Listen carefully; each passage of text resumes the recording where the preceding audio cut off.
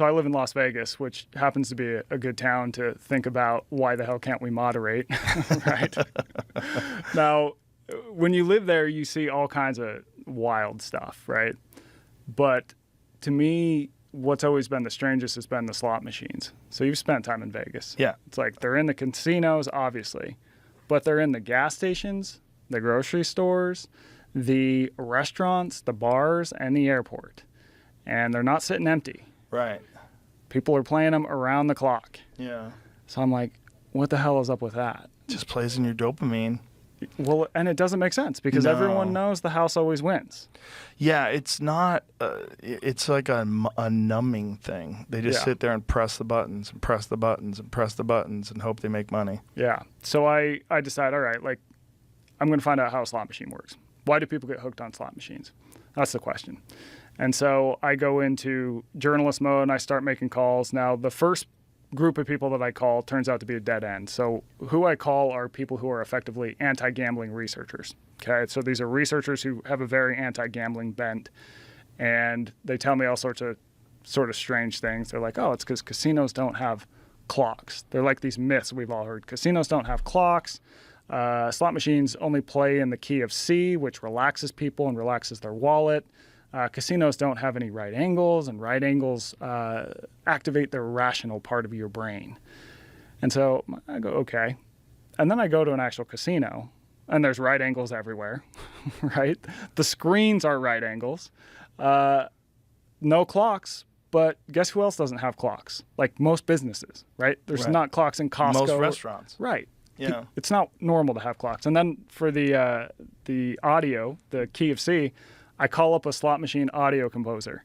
Now, this is a real job you can have in Las Vegas, right? And this guy goes, where the hell do you hear that? He's like, I use all keys. So I realized that the problem that I'm encountering is that I have called people who want us to stop gambling. I need to call people who want us to start gambling, right? I got to follow the money on this. So long story short, I talked to a handful of people in town, and this leads me to this casino on the outskirts of Las Vegas. Now, it's brand new, it's cutting edge, but the catch is that it's not open to the public. So this place is basically a living, breathing casino, but it's used entirely for research on human behavior. What? Yeah, so... Really? Who funds that? 73 different companies.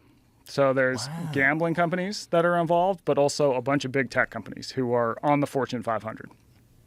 So I go there, and it's like I said, it's a legit casino. How big is it? It's, I would say, I mean, it's not the size of a normal casino, like a sprawling strip one. It's probably about the size of everything you have here, maybe a little bigger. But they have hotel rooms. It's like a Walmart. Yeah. That big? Yeah, it's in this big office building, basically. Okay.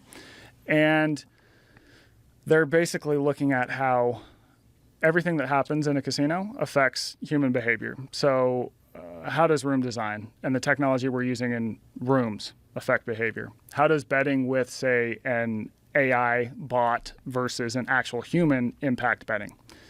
Now, when I'm there, I meet with, to bring it back to slot machines, I meet with a guy who designs slot machines. So the reason that these things are so entrancing to people, it tracks back to this behavior loop that I call the scarcity loop. And this is basically a looping behavior that when people do it, they tend to get hooked on it very easy. So it's got three parts. It's got opportunity, unpredictable rewards, and quick repeatability. So opportunity, you have an opportunity to get something of value. So in the case of a slot machine, it's money, right? 2, unpredictable rewards. You know you're going to get the thing of value if you continue the behavior, but you don't know when, and you don't know how valuable it's going to be. So with a slot machine game, when those reels are spinning, you could win nothing. You could basically lose your money. You could win a couple dollars, or you could win a life-changing amount of money. There's a fantastic range of things that could happen. And then 3, quick repeatability. You can immediately repeat the behavior. So with slot machines, the average player plays about 16 games a minute. And that's different from all other habits. Like most habits, you don't immediately repeat them. Now, the reason that people are so interested in this, companies, casinos, is because that this sort of three-part system I just laid out, it can get people to repeat a lot of other behaviors too. So it's in social media, it's in sports gambling, it's in dating apps. Even companies like gig work economy companies are using it to get people to work longer hours. It's being leveraged by the financial industry in a lot of personal finance apps, and on and on and on. It's become, it's been embedded in so many of the products, even institutions that influence people's lives, because it is so captivating to us. We tend to get hooked on this three-part system. And so when you're talking about like gig economy stuff, like you're talking about like Uber, and like things along those lines, driving for Uber. And so how do they use that?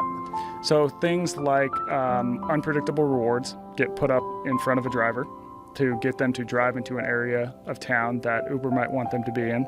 There's also unpredictable rewards. What do you? Yeah, so like you might get say, oh, if you drive here, like your whatever you'll make X amount more money.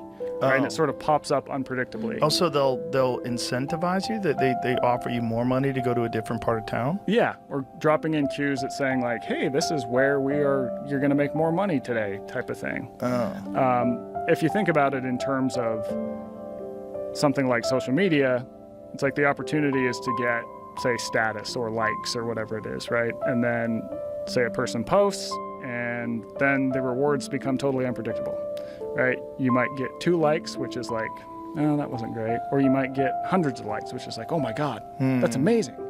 It's the same exact architecture as a slot machine. And then you check and recheck. You're repeating the behavior all day. And this loop, the reason that we're so attracted to it, it goes back to evolution. So I talked to this, once I learned how this kind of loop pulls people in, and it's really what slot machines lean on to get people to repeat the behavior. I call up a psychologist. He's this old school dude from the University of Kentucky who's been studying psychology since the late 60s. His name's Thomas Senthal. And he basically explained this likely goes back to evolution and finding food. So if you think about hunter-gatherers, the thing you have to do every day is find food. But it's random whether you're going to find the food or not. So you go to point A, you don't find any food. You go to point B, you don't find any food. You go to point C, no food. Point D, oh my God, it's a giant berry bush full of food. And that saves your life, right? So that search, that repeat searching, really pushes us and grabs our attention because it used to help us survive in the past. And there's even, I mean, if you want to get down the rabbit hole in it, there's even